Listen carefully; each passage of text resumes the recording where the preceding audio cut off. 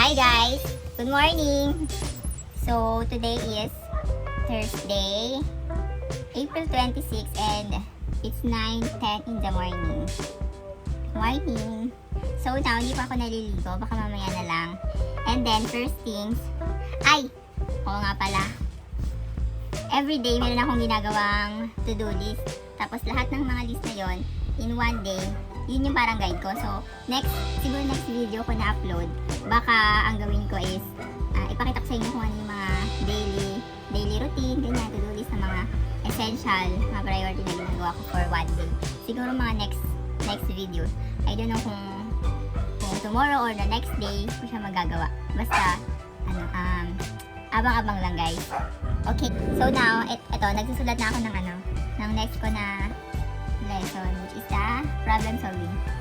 So, ito less na siya sa mga topic na na-search ko, which is possible na pwede siyang aralin doon. Siguro parang pang first sem yun. Charot. So, mag-search ulit ako ng ibang panibagong lesson. After nito, since kasi mag-April na next week, and then vacation, Holy Week, so maybe next month, yeah. So yeah.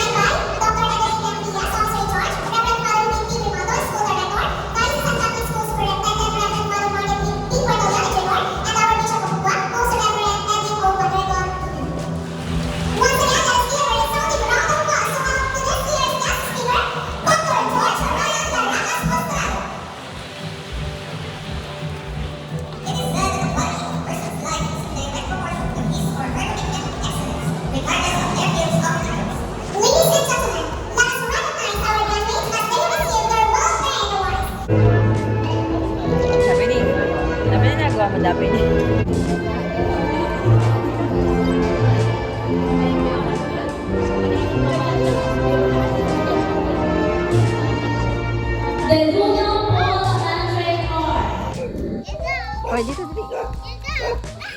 Run.